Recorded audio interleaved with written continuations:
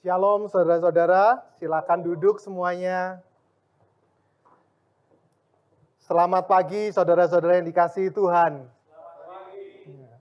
Selamat pagi juga untuk saudara-saudara yang mengikuti ibadah ini secara online, yang saat ini ada di berbagai tempat. Bagaimana kabarnya semuanya? Ya. Coba dong yang streaming online saat ini tanya ke papa mamanya, yang nonton sama papa mama, mama, papa gimana kabarnya? Ya, yang nonton sama teman-teman satu kosnya, ya. Coba tanya kabarnya mereka, gimana bro kabarnya?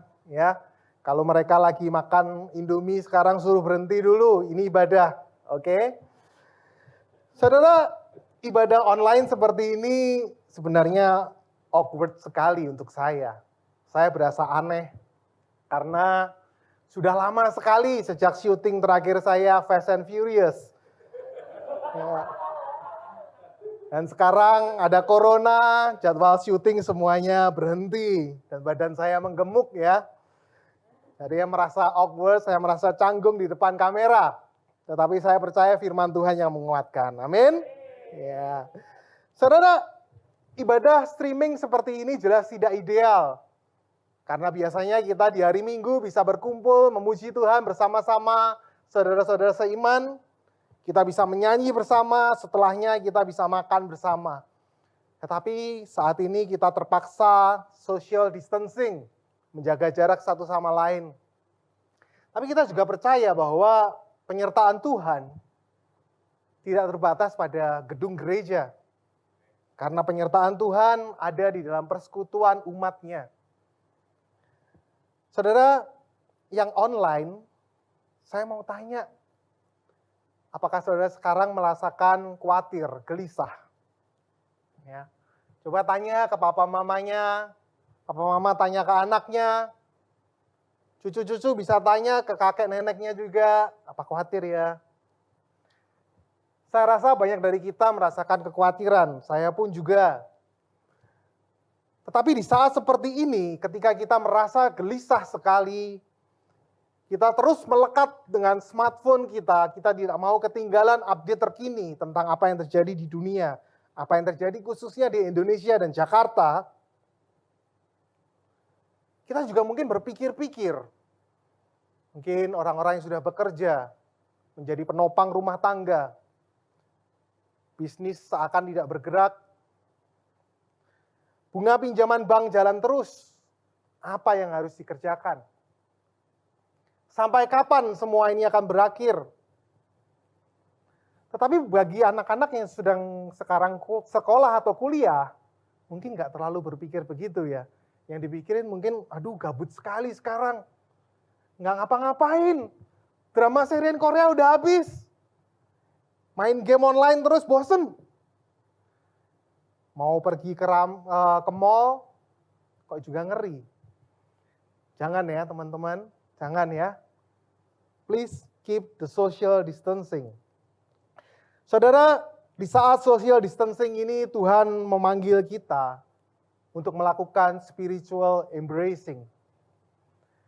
Di mana kita boleh mendekat kepada Tuhan. Ketika saat ini kita menjauhi kerumunan manusia, Tuhan mengundang kita untuk mendekati firman-Nya.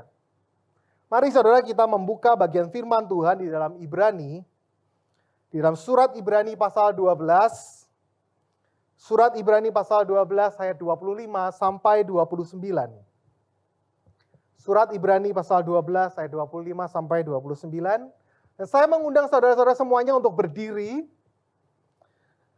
dan kita membaca firman Tuhan ini bersama-sama. Mari saudara saya undang semuanya untuk berdiri, termasuk saudara-saudara yang saat ini sedang mengikuti ibadah online. Kita mau menghormati dan menghargai firman Tuhan. Kita berhadapan dengan firman Tuhan yang kudus. Saya akan membacakan ayat-ayat tersebut, dimulai dari saya dan kemudian jemaat dan begitu pula seterusnya kita baca bergantian. Saudara sudah siap? Surat Ibrani pasal 12 ayat 25 sampai 29. Jagalah supaya kamu jangan menolak Dia yang berfirman. Sebab jikalau mereka yang menolak Dia yang menyampaikan firman Allah di bumi tidak luput, apalagi kita, jika kita berpaling dari Dia yang berbicara dari surga. Silakan saudara.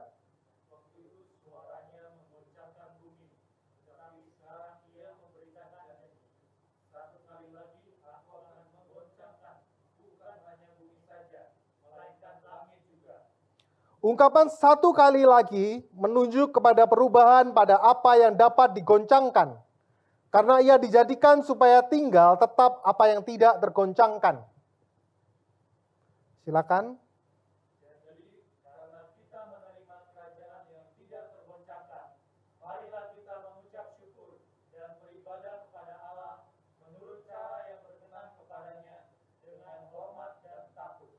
Sebab Allah kita adalah api yang menghanguskan. Saudara, saya tahu saat ini dunia sedang bergoncang. Saudara pasti juga merasakannya. Kehadiran virus yang begitu kecil itu bisa menggoncangkan seluruh kehidupan manusia.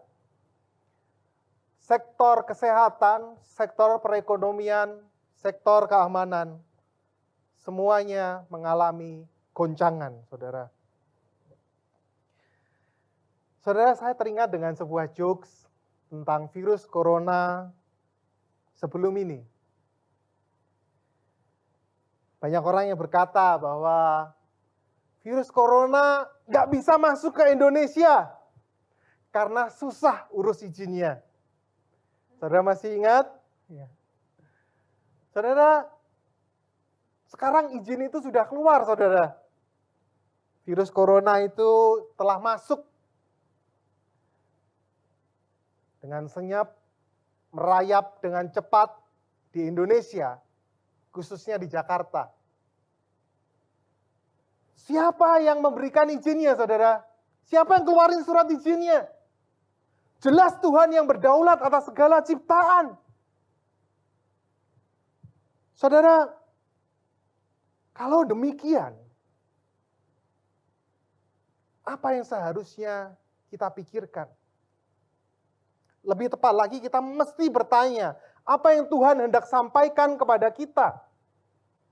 Apakah Tuhan menyampaikan, please keep distance, social distancing. Hati-hati, cuci tangan, jaga kesehatan. Saya percaya ya. Karena tubuh ini adalah bait Allah. Dan Tuhan mau kita menjaganya, merawatnya. Tetapi kalau kita bisa mendengar di dalam kesunyian saat ini, mendengar dengan lebih jelas lagi apa yang Tuhan hendak katakan, maka Tuhan hendak mengatakan kepada kita. Dia bahkan memperingatkan manusia, engkau adalah debu, engkau adalah abu. All man, all creation is ashes. Satu tipe virus saja bisa menggoyangkan seluruh tatanan kehidupan manusia yang ada di dunia ini. Betapa rapuhnya manusia ini. Betapa rapuhnya kita yang dalam sekejap saja bisa lenyap karena virus ini. Oleh karena itu, saudara, apa yang seharusnya kita lakukan? Kalau Tuhan memperingatkan kita bahwa engkau adalah debu, apa yang harusnya kita lakukan? Yang pertama, alert yourself to the word of God. Perhatikanlah firman Tuhan. Jangan menolak firman-Nya. Perhatikanlah peringatan dan janji Tuhan. Saudara, di dalam goncangan yang sekarang kita hadapi, Tuhan sebenarnya sedang memperingatkan akan ada goncangan yang jauh lebih besar lagi. Di ayat 26 dia mengatakan, waktu itu suaranya menggoncangkan bumi, tetapi sekarang ia memberikan janji. Satu kali lagi aku akan menggoncangkan bukan hanya bumi saja, melainkan langit juga. Saudara, di dalam zaman perjanjian lama, Allah pernah menggoncangkan bumi ketika ia berhadapan dengan seluruh bangsa Israel di Gunung Sinai. Ketika itu Musa naik ke puncak Gunung Sinai, Dan dia berhadapan dengan Tuhan. Dan saat itu seluruh rakyat Israel yang berkumpul di bawah Gunung Sinai, mereka bisa melihat bunyi kilat yang menyambar-nyambar, bunyi guntur yang menggelegar. Pemandangan yang begitu mengerikan yang masih diiringi dengan suara sangkakala. Di hadapan seluruh bangsa Israel, Allah menyatakan kekudusannya. Apa yang terjadi saat itu? Mereka diliputi oleh ketakutan yang kudus. Mereka bahkan berseru kepada Musa, jangan sampai Tuhan berhadapan dengan kami akan habis, kami akan mati, kami akan tewas. Engkau saja tuh yang berhadapan dengan kami, Musa. Saudara, pengalaman bangsa Israel ini sesungguhnya akan dialami kembali oleh seluruh umat ciptaan Tuhan. Oleh seluruh ciptaan Tuhan yang ada di muka bumi ini. Pengalaman yang jauh lebih mengerikan. Di mana Allah akan menggoncangkan bumi sekali lagi. Seluruh dunia ini akan mencapai garis akhirnya. Yang dikatakan di dalam surat Rasul Petrus, di dalam Petrus pasal 2, di dalam 2 Petrus pasal 3 ayat 10. Peristiwa yang dinamakan hari Tuhan, the day of the Lord. Tetapi hari Tuhan akan tiba seperti pencuri. Pada hari itu langit akan lenyap dengan gemuruh yang dahsyat, dan unsur-unsur dunia akan hangus dalam nyala api, dan bumi dan segala yang ada di atasnya akan hilang lenyap. Saudara, akan tiba waktunya di mana Allah akan menghentakkan kakinya ke atas bumi ini. Sekali lagi. Dan semuanya akan menjadi debu dan abu. Akan datang hari itu, saudara.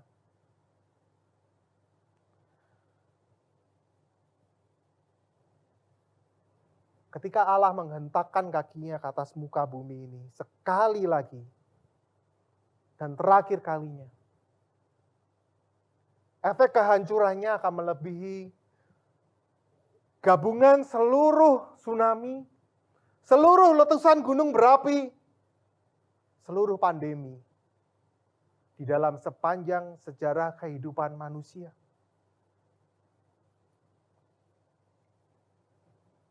Pada saat itu Allah akan meluluh lantakkan semuanya menjadi debu dan abu. Semua siapa, saudara?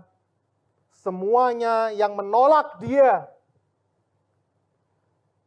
Allah akan meluluh lantakkan mereka yang menolak Dia. Dan meluluh lantakkan yang disembah manusia. Apa yang disembah manusia? Kita tahu ada 3 besar ya. Harta, tahta, cinta. Wanita atau opa-opa.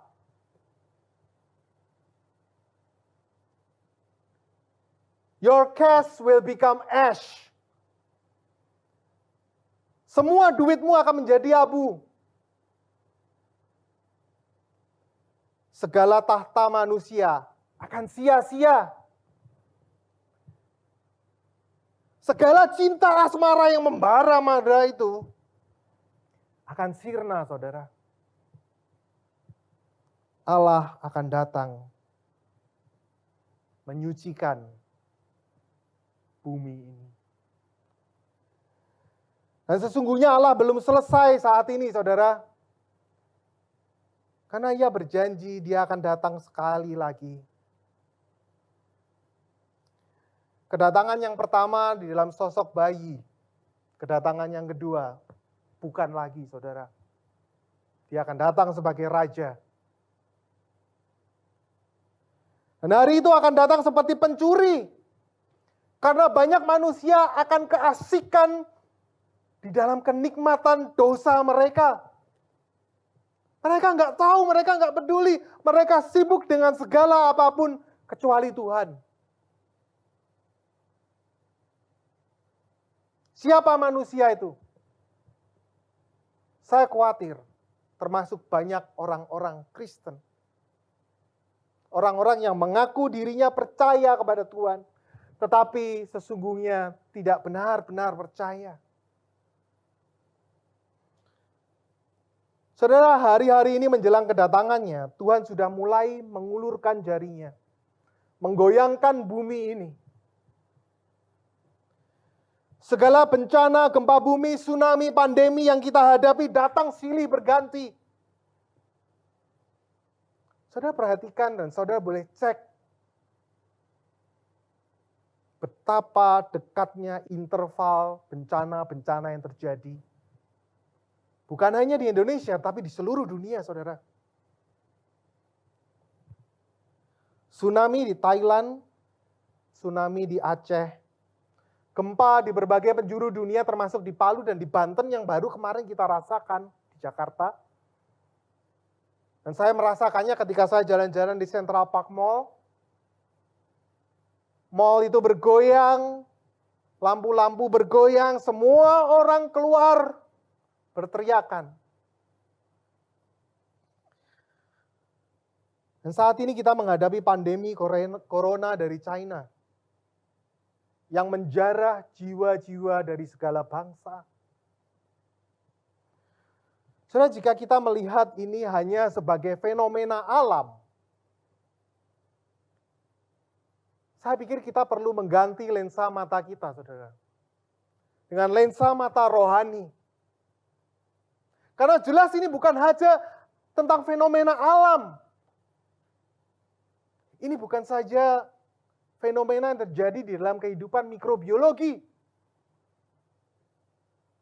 Ini jelas Tuhan sedang melakukan sesuatu. Tuhan sedang berbicara kepada umatnya. Tuhan sedang berbicara kepada seluruh manusia. Saudara, surat Ibrani adalah surat yang penuh dengan peringatan-peringatan. Alarm peringatan yang dipasang Tuhan dari pasal demi pasal ada di dalam surat Ibrani. Kita melihat di pasal 2 alarm peringatan jangan sampai hanyut oleh pengajaran sesat. Di dalam pasal 3 dan 4 alarm bagi kita jika kita tidak mau taat dan mengeraskan hati. Kemudian pasal 5 dan 6, alarm bagi kita jika kita tidak mau menjadi orang Kristen yang dewasa di dalam iman. Dan pasal 10, alarm itu, peringatan itu, kembali berbunyi. Jika kita sengaja berbuat dosa terus-menerus. Dan pasal 12, alarm itu berbunyi sangat kencang.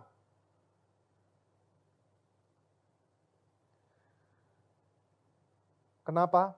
Karena manusia terus-menerus mengabaikan suara dan tindakan Tuhan. Saudara perlu tahu bahwa surat Ibrani ini ditulis kepada orang-orang Kristen.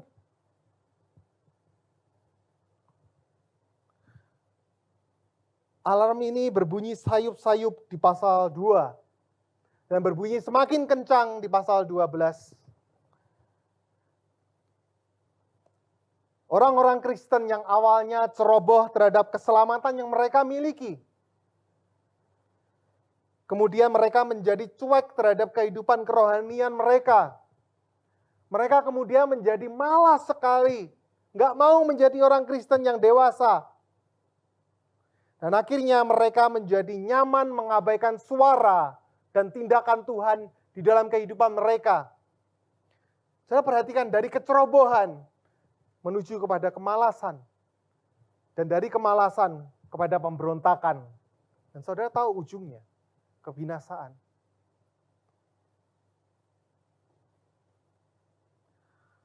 Saudara, saya memiliki pandangan teologi reform. Saya percaya bahwa kita diselamatkan oleh anugerah. Kita diselamatkan oleh iman. Yes. Tapi saudara perlu tahu bahwa iman itu tidak pernah berdiri sendirian. Anugerah itu tidak pernah sepi. Iman itu akan menghasilkan perbuatan-perbuatan. Saudara, ketika alarm peringatan dari Tuhan berbunyi, Tuhan sedang bertanya kepada kita semua. Apakah engkau masih mau main-main menjadi orang Kristen? Apakah engkau masih mau main-main menjadi anak Tuhan? Apakah engkau berani mengatakan dirimu sebagai anak Tuhan? Kalau hidupmu terus-menerus menginjak-injak kekudusanku.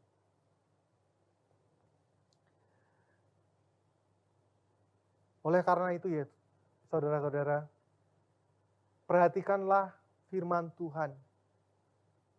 Janganlah tolak. Dan selanjutnya yang kedua, selain kita memperhatikan firman Tuhan, Tuhan menghendaki kita untuk memiliki kekudusan hidup. Menjalani hidup yang kudus. Sanctify yourself. Kuduskanlah hidupmu.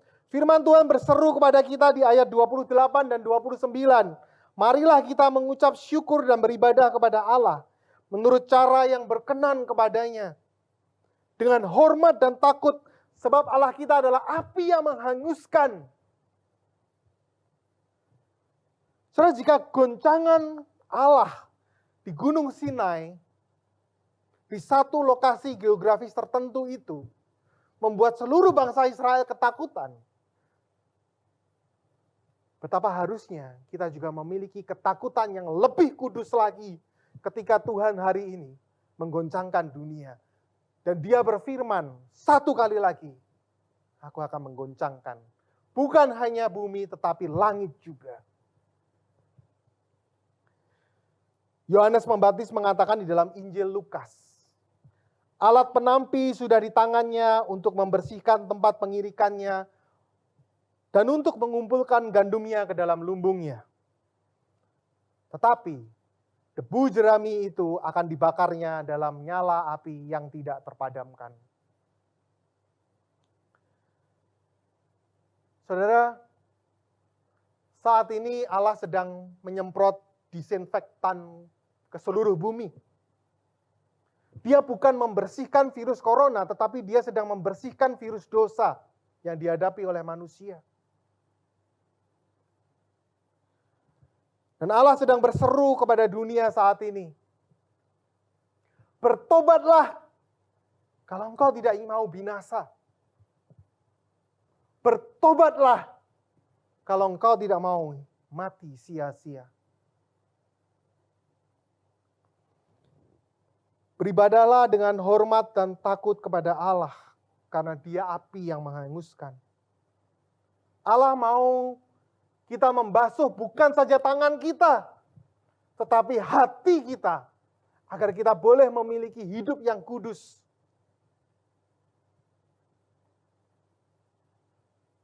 Saudara, banyak orang Kristen yang berpendapat bahwa Allah di dalam perjanjian baru nggak sama dengan Allah perjanjian lama, saudara.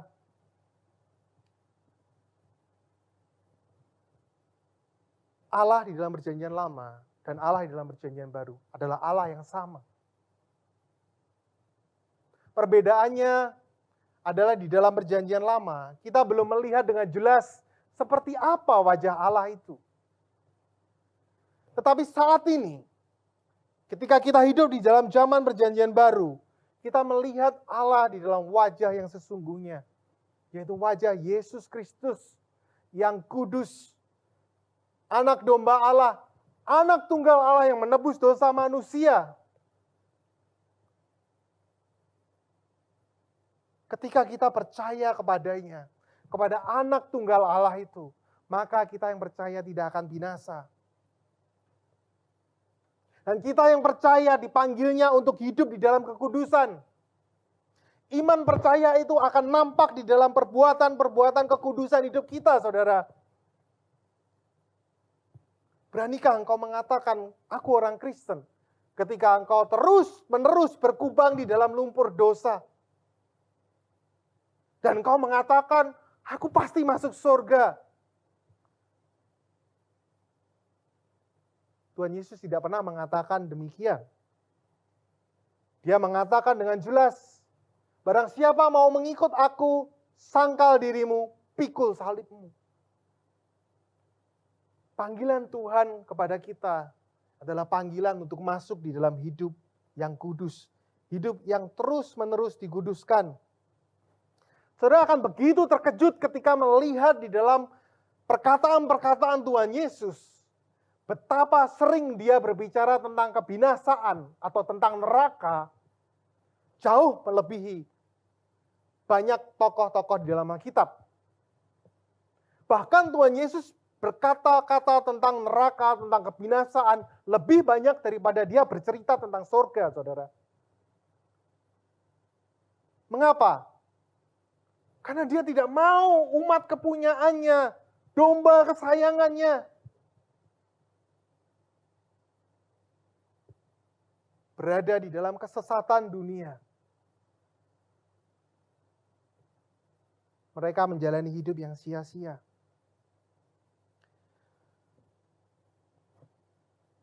Saudara, panggilan Tuhan selalu mengundang kita untuk masuk di dalam pengudusan. Dan di dalam surat Ibrani ini kita bisa melihat ungkapannya, yaitu beribadah dengan hormat dan takut pada Allah yang kudus. Saudara, dalam pandangan seluruh Alkitab, jelas sekali bahwa ibadah bukan saja menyangkut tentang apa yang kita kerjakan di gereja, tetapi juga apa yang kita lakukan di dalam kehidupan kita. Ibadah berbicara tentang memuliakan Tuhan di dalam segala apa yang kita lakukan. Misalnya Rasul Paulus yang mengungkapkan di dalam surat Roma pasal 12.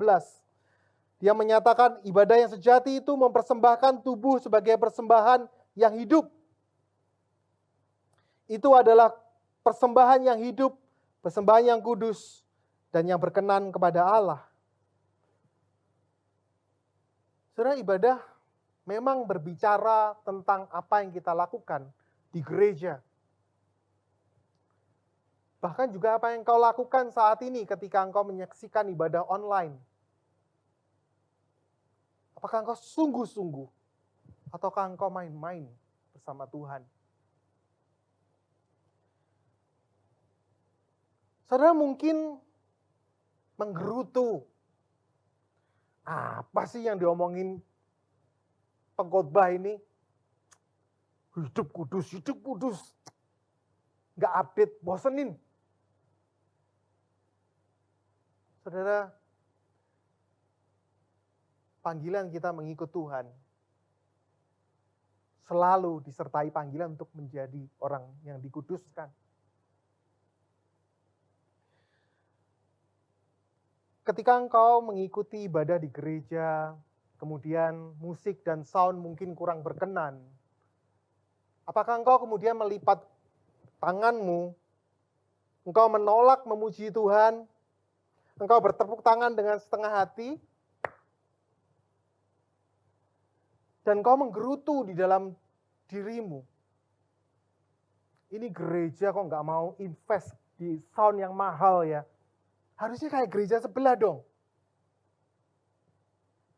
Saudara perlu cek apakah kita benar-benar memiliki kekudusan ketika kita beribadah. Ketika hati pikiran kita selalu dipenuhi oleh gerutuan. Ini gereja kok nggak hype sih? Harusnya yang hype dong. Anda terus-menerus melancarkan kritikan demi kritikan. Sampai engkau tidak bisa menikmati hadirat Tuhan. Hadirat Tuhan yang berlalu di hadapanmu dengan senyap, engkau lalui begitu saja.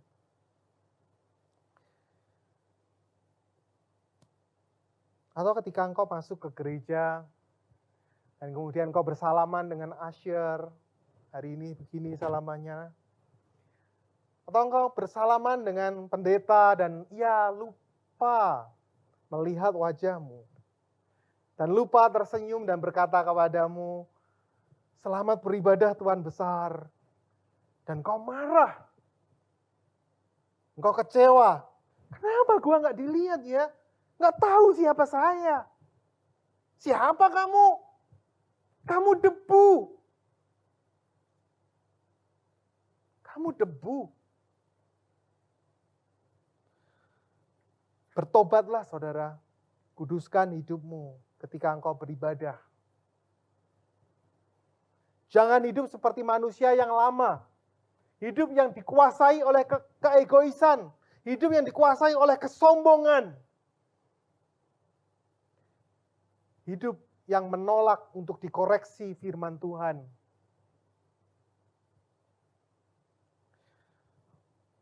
Hidup yang gak mau diupdate oleh firman Tuhan. Saudara, Tuhan merindukan anak-anak Tuhan di gereja hari ini menyembah di dalam kehormatan.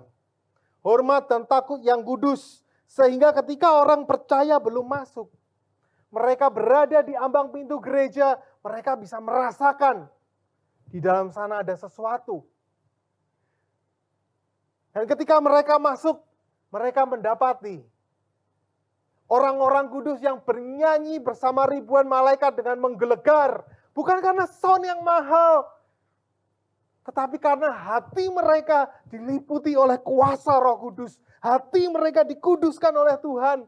Hidup mereka menjadi persembahan yang hidup. Dan mereka memuji Tuhan dengan sepenuh hati. Dan semua umat melonjak kegirangan. Menjadi kesaksian bagi orang yang belum percaya. Adakah saudara rindu gereja saudara dilawat oleh Tuhan sedemikian? Saya rindu. Saya percaya juga banyak yang rindu. Mari saudara, beribadahlah kepada Tuhan dengan hormat dan takut yang kudus. Kuduskanlah hidupmu.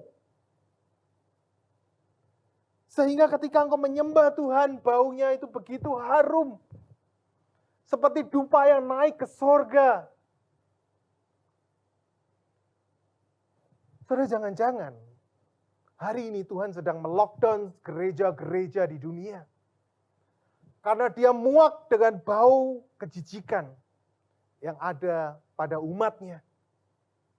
Karena mereka main-main ketika mereka menyembah Tuhan. Ketika mereka berkumpul bersama, mereka tidak akur, mereka saling cakar-cakaran, mereka saling gosip-gosipan. Ketika mereka berkumpul, mereka tidak bisa menjadi saudara seiman yang menjadi kesaksian. Jangan-jangan Tuhan sekarang sedang melockdown gerejanya. Karena dia ingin kita semua untuk merenungkan apa artinya ibadah dengan hormat dan takut yang kudus. Saudara, jikalau ibadah ini segala sesuatu yang apa kita lakukan untuk Tuhan, Rasul Paulus katakan di bagian lain, baik engkau makan, minum, melakukan segala apapun, berarti bukan hanya yang kita lakukan di gereja, termasuk yang kita lakukan di rumah kita sendirian, di kamar kita sendirian, ketika nggak ada orang. Apakah engkau memuliakan Tuhan? Atau engkau justru membuka HP-mu dan engkau membuka dengan internet proxy untuk unlock internet positif, untuk membuka situs-situs porno yang kau inginkan? Saudara, pikirkanlah tentang ibadah. Ibadah juga apa yang kita lakukan di kantor, bersama-sama rekan-rekan kerja kita, ketika kita meeting, ketika kita makan bersama dengan mereka, ataupun yang kita lakukan bersama dengan rekan kerja lawan jenis kita, ketika kita sendirian hanya berdua. Apa yang kau lakukan di sana? Apakah engkau beribadah memuliakan Tuhan atau menajiskan tubuhmu? Saudara, ibadah juga bukan terutama tentang berapa banyak transferanmu ke rekening gereja. Bukan terutama tentang itu, saudara. Tetapi tentang berapa yang kamu transfer ke sopirmu, pembantumu, ketika engkau tahu anaknya sakit keras. Apakah engkau akan berkata, biar BPJS yang ngurusin? Buat apa? Saudara, ibadah kita adalah apa yang kita lakukan di dalam kehidupan ini. Ibadah bukan saja liturgi gereja yang kita ikuti, tetapi liturgi kehidupan yang kita jalani. Itulah ibadah kehidupan. Apakah saat ini ketika pandemi corona terjadi di mana-mana, engkau memborong masker di supermarket, di apotik, engkau memborong Indomie beras, kau tumpuk di rakmu itu. Engkau nggak peduli orang lain butuh atau enggak, yang penting saya sama keluarga saya selamat. Saudara jelas tidak beribadah. Saudara jelas sedang mempermalukan dan melawan Tuhan. Jangan-jangan hari ini banyak manusia, termasuk orang Kristen, sama seperti ramalan Joker. Joker pernah mengatakan, lihatlah moral manusia itu guyonan konyol. Moral itu akan jatuh ketika ada masalah besar menghimpit manusia. Mereka hanya baik selama dunia itu baik. Tetapi ketika dunia nggak baik lagi, orang-orang akan saling memakan satu sama lain. Kamu lihat saja nanti, aku tuh bukan monster. Aku hanya mendahului mereka. Saudara, apakah kita mau menggenapkan ramalan Joker? Atau kita mau menggenapkan rencana Tuhan di dalam kehidupan kita? Hiduplah kudus, tidak berpusat kepada dirimu, tetapi hidup cinta Tuhan. Cinta sesama itulah hidup di dalam kelimpahan, hidup yang tidak tergoncangkan, hidup yang benar-benar berharga, hidup yang tidak memegang abu dan debu. Oleh karena itu selanjutnya selain kau memperhatikan peringatan firman Tuhan dan hidup kudus bagi Tuhan, yang terpenting adalah berharaplah kepada Tuhan. Hope in the Lord. Milikilah pengharapan di dalam Tuhan. Dan ini sangat penting sekali, khususnya di hari-hari ini, ketika banyak orang mencari jawaban. Alasan bagi kita untuk menguduskan hidup kita tidak lain adalah karena kita menerima kerajaan yang tidak tergoncangkan. The unshakable kingdom of God. Saudara, dunia yang bergelimang di dalam dosa ini adalah dunia atau kerajaan yang tergoncangkan. Kerajaan yang rapuh, kerajaan yang nanti akan digoncangkan sekali lagi oleh Tuhan. Kerajaan yang akan dirubuhkan oleh Tuhan. Dunia dengan segala dosa dan kesia-siaannya akan nyata bahwa kerajaan yang kekal, kerajaan yang sesungguhnya, kerajaan yang sejati itu adalah kerajaan Allah.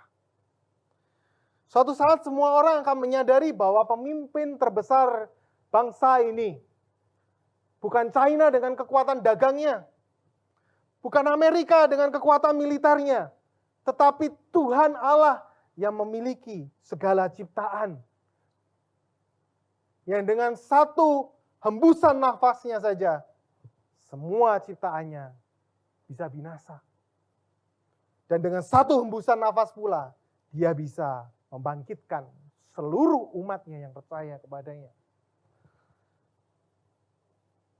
Saudara, Tuhan Yesus pernah memperingatkan. Dia memberikan alarm. Dia memberikan warning. Di dalam Matius pasal 24 ayat 7-8. Sebab bangsa akan bangkit melawan bangsa. Dan kerajaan akan melawan kerajaan. Karena kita tahu ada peperangan yang telah terjadi sepanjang sejarah kehidupan manusia. Dan peperangan itu terus-menerus berganti bentuknya. Hari ini kita menghadapi perang dagang antara Amerika dan China. Kita juga melihat peperangan antara Amerika dan Iran. Akan ada kelaparan dan gempa bumi di berbagai tempat.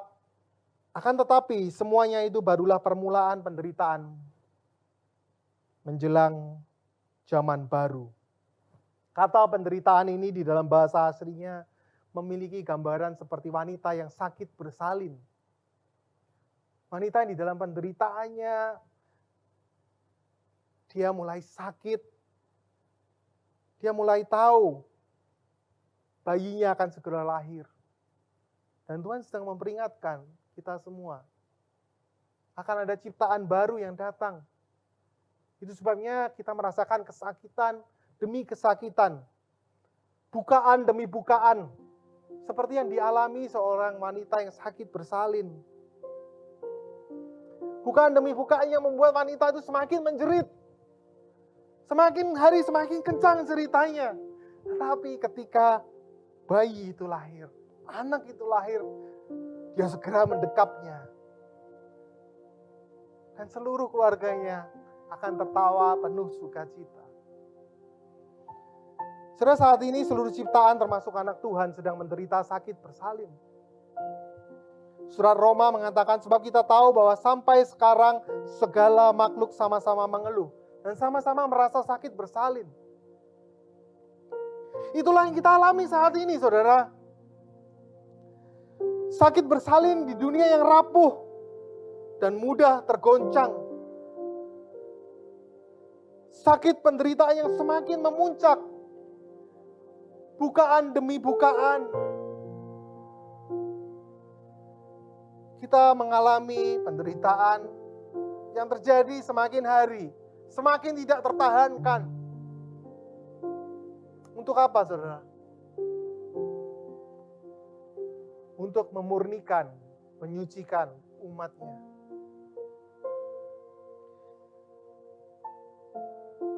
Tuhan ingin membangunkan manusia di dalam tidur lelapnya. Tuhan ingin membangunkan manusia yang hidup di dalam kenikmatan dosanya.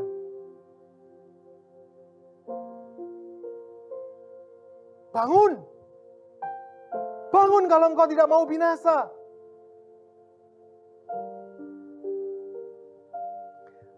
Tetapi ingatlah, kalau engkau benar-benar bangun, dan engkau tahu bahwa aku akan datang, aku akan memberikan sukacita yang tidak pernah diberikan oleh dunia ini. Langit dan bumi yang baru, ciptaan yang baru akan datang. Tidak akan ada lagi ratapan dan tangis air mata. Tidak akan ada lagi kesedihan, keputusasaan, kemarahan. Saudara, Tuhan saat ini seperti seorang suami yang menggenggam tangan istrinya. Tangan kita semua, umat kepunyaannya, gerejanya yang menderita. Dan gereja hari ini bertanya-tanya, umat Tuhan bertanya-tanya, Tuhan kapan derita ini berlalu? Dan Tuhan menggenggam tangan kita dan dia berkata, sebentar lagi. Tuhan yang membasuh peluh kita. Tuhan yang membasuh air mata kita di dalam segala penderitaan hidup kita. Ketakutan, kekhawatiran. Tuhan yang membisikkan kepada kita, seperti difirmankan di dalam kitab Yesaya. Janganlah takut, sebab aku menyertai engkau. Janganlah bimbang, sebab aku ini Allahmu. Aku akan memegang engkau. Dengan tangan kananku sendiri aku akan pegang engkau, membawa engkau kepada kemenangan. Itu yang Tuhan janjikan. Dia tidak hanya memberikan peringatan, dia memberikan janji. Dan ketika Tuhan berjanji, dia tidak akan pernah mengingkari. Tahan sakitmu. Aku akan memulihkan umatku. Saudara, ketika alarm Tuhan saat ini berbunyi kembali, Ia sedang mengundang kita untuk melakukan revaluasi kehidupan. Peringatan-peringatan Tuhan bukan mendorong kita untuk melakukan devaluasi kehidupan, merendahkan kehidupan. Kalau gitu gue gak perlu kerja dong, kalau gitu gak perlu cari uang dong, kalau gitu gue gak perlu sekolah dong, gak perlu kuliah dong. Enggak, Tuhan gak pernah mengatakan itu. Tuhan mengatakan, nilailah kembali, hitung ulang kembali. Tuhan menyuruh kita menjadi akuntan yang bijak. Menghitung kembali apa yang kita kejar selama ini. Untuk apa? Kalau engkau mengejar uang, kalau engkau mengejar rupiah, engkau mengejar dolar, mengejar emas, atau apapun, apa yang kau lakukan dengan ini? Apa yang kau lakukan dengan uangmu? Selagi engkau masih memegangnya, selagi masih ada waktu. Karena segalanya ini akan segera menjadi debu dan abu. Tuhan akan mengubur ini semua, menghancurkan ini semua. Segala aset kita, segala yang kita kejar ini menjadi debu dan abu. Apa yang kau lakukan dengan itu? Satu saat kelak nanti Tuhan akan mengambil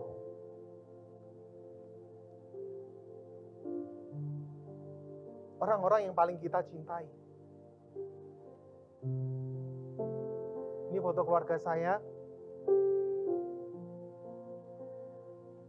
Percayalah saudara, ini saya benar. Masih ada rambutnya sebelum Tuhan mengizinkan ya. Bagi saya mereka adalah orang yang berharga sekali dalam kehidupan. Bagi saya, mereka adalah harta saya, anak dan istri saya.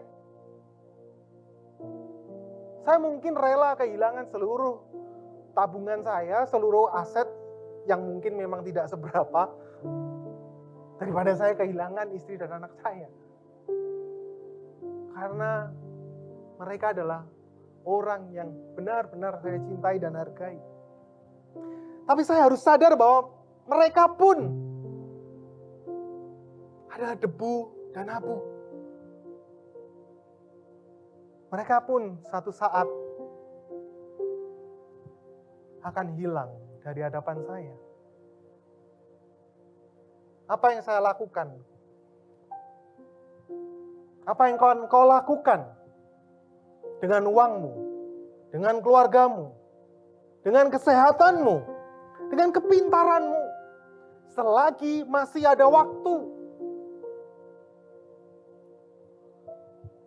Saudara, waktu kita itu benar-benar gak banyak. Pandemi corona ini menyadarkan benar, mati itu benar-benar di tangan Tuhan. Beberapa saat lalu, di tengah pandemi ini, di tengah kepanikan semua ini, saya dengan anak saya video call. Matthew, anak saya saat ini berada di Amerika, dia kuliah di sana, jauh sekali di belahan dunia yang lain. Kami telepon untuk kangen-kangenan. Dan kami punya banyak waktu untuk melakukan itu lebih daripada waktu biasanya. Karena social distancing ini. Kemudian dia mulai curhat. Kalau sekarang kampusnya sepi sekali. Semua orang disuruh pulang. Kampus akan di lockdown. Bukan hanya kampus, tetapi juga asrama akan di lockdown. Semua harus keluar. Dan dia begitu panik. Dia begitu bingung. Begitu kesepian. Dia bilang, saya mau cari sabun saja susah sekali, Pak. Susah sekali untuk mandi. Semua barang diborong. Saudara, di dalam keadaan itu, saya kurang memperhatikan dia. Saya justru bertanya, kamu nanti summer break, ketika liburan summer, kamu akan kerja apa? Lalu dia mengatakan, oh, saya sudah apply untuk jadi social worker. Kerja yang nggak dibayar, Pak. Oh, saya tanya, tuh, kok nggak dibayar? Cari kerja yang bisa dibayar dong, sama-sama kerjanya. Wah, saya salah, saudara. Saya pertama tanyanya dan memberikan pendapat di saat yang tidak tepat. Dan juga saya tanyanya benar-benar nggak rohani. Hamba Tuhan juga manusia, saudara. Kemudian dia mulai kecewa, mulai nangis, dan ditutup teleponnya. Lalu beberapa saat kemudian, kira-kira 2 jam, saya chatting. Matthew, I'm sorry. Papa minta maaf ya, kalau Papa gak ngerti. Papa salah, Papa dukung keputusan kamu untuk kamu jadi social worker di summer ini. Lalu dia chatting balik. Dia mengatakan, yes Dad, I'm sorry too. Sorry ya Pak kalau aku marah, kecewa tadi karena aku benar-benar stres. Aku kesepian juga. Semua temanku pulang. Dan dia kemudian menulis bahwa, Papa percaya deh, pekerjaan sosialku ini memiliki tujuan yang baik. Dan dia melanjutkan perkataannya, I still remember what I swore to you and God. Aku masih ingat apa janjiku sama Tuhan dan sama Papa. Kalau aku akan menjadi anak Tuhan yang baik, kalau aku akan menjadi anak Tuhan yang sungguh cinta Tuhan. Dan itu berarti aku gak perlu terus-menerus khawatir, aku gak perlu terus-menerus stres. Karena anak Tuhan akan mendapatkan berkat Tuhan dan jadi berkat buat seluruh ciptaan. Dia melanjutkan kemudian, Pak, aku gak ngerti ya apa yang akan terjadi di tengah kekacauan ini. Tetapi aku tahu kalau Tuhan tidak akan meninggalkan anak-anaknya.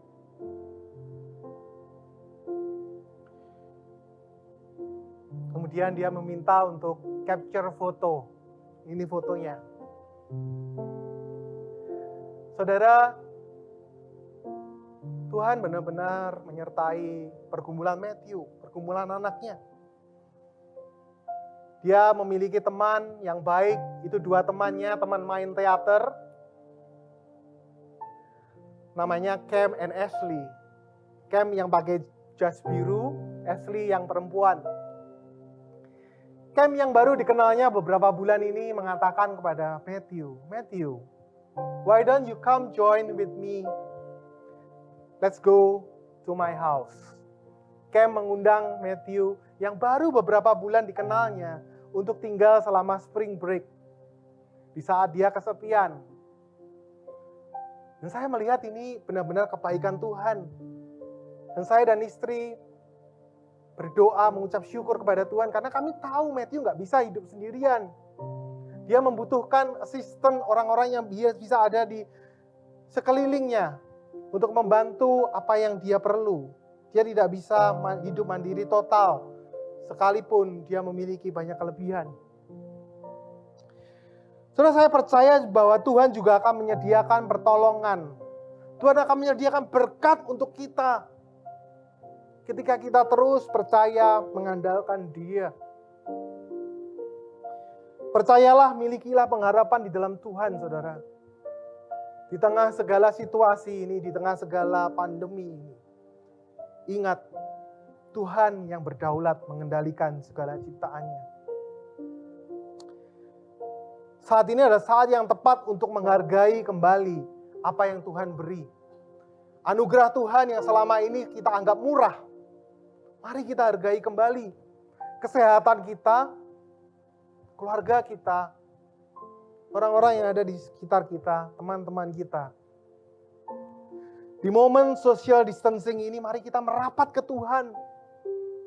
Spiritual embracing. Kita juga merapat ke teman-teman kita melalui video call, melalui WhatsApp, apapun itu. Di momen ketika kita terpaksa jauh dari kesibukan, kita memiliki kesempatan untuk mendekat dengan orang-orang yang ada di sekitar kita, yang seharusnya kita cintai, tetapi karena kesibukan itu, kita jadi terpisahkan. Engkau yang saat ini menonton, menyaksikan ibadah online ini, mengikuti ibadah online ini bersama dengan papa, mama, katakan kepada papa mamamu, Pa, Ma, sorry kalau saya salah selama ini.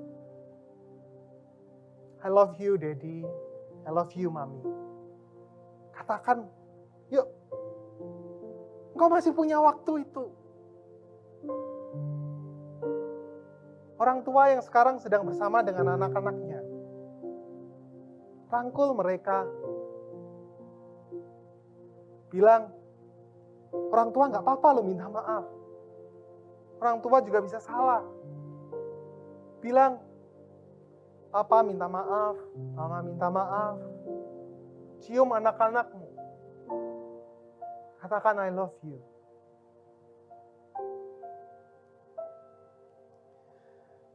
Yuk kita hidup sungguh-sungguh jadi anak Tuhan.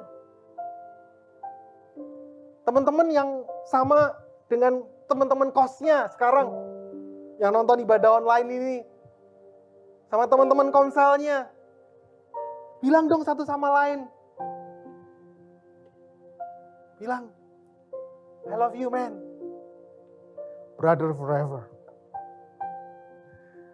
Yang cewek-cewek, sister forever. Love you. Peluk mereka, cintai mereka, selagi engkau masih ada waktu. Ajak mereka untuk serius ikut Tuhan. Ajak mereka untuk sungguh-sungguh hidup bagi Tuhan. Waktu kita nggak banyak. Saudara, di saat gabut seperti ini, manfaatkan waktu untuk kontak dengan sahabat atau keluarga yang sudah selama sekali kita nggak kontak. Setelah ibadah ini, saya mengundang saudara-saudara untuk membuka HP kalian. Kalian scroll down kontak-kontak ini, bukan sekarang, nanti setelah ibadah.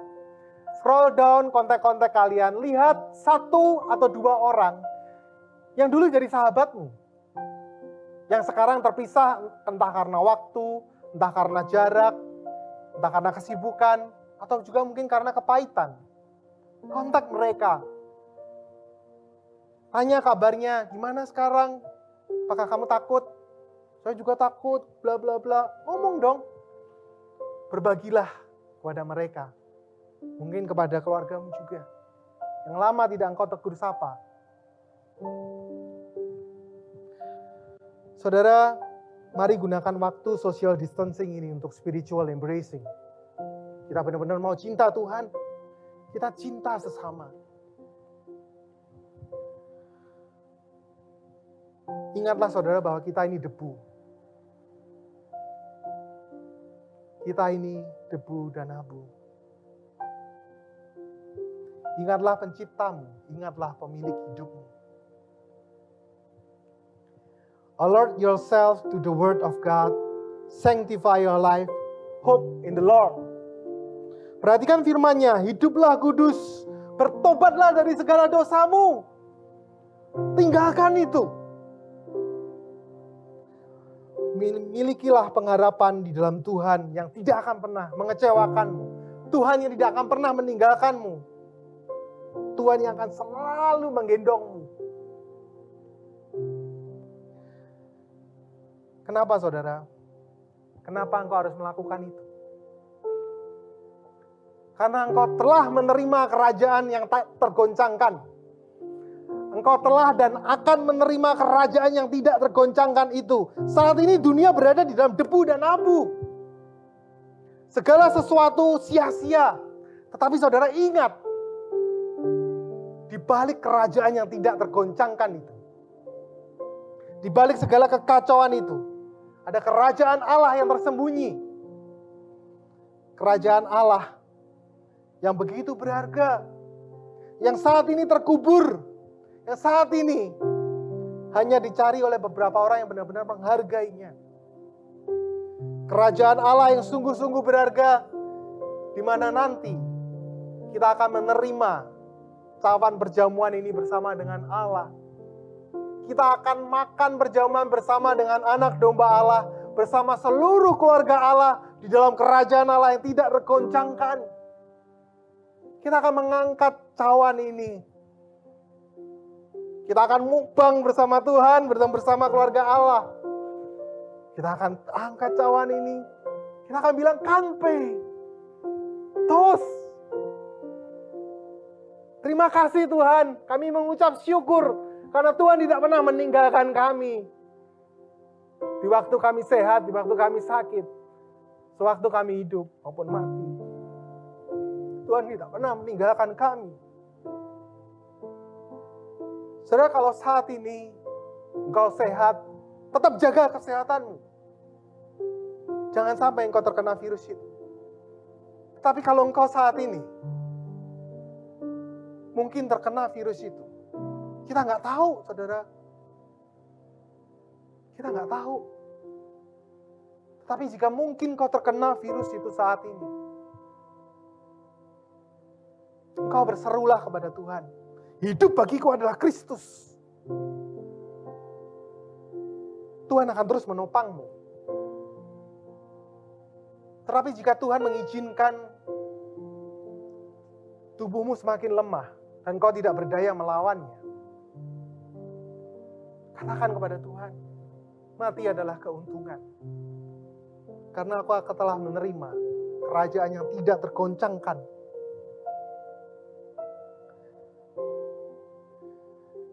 Akan tiba waktunya Tuhan akan datang kembali, saudara. Kita akan mati satu saat kelak. Entah karena corona ataupun yang lain. Beda-beda caranya aja. Yang paling penting adalah apakah engkau benar-benar hidup bagi Tuhan. Selama engkau masih ada waktu,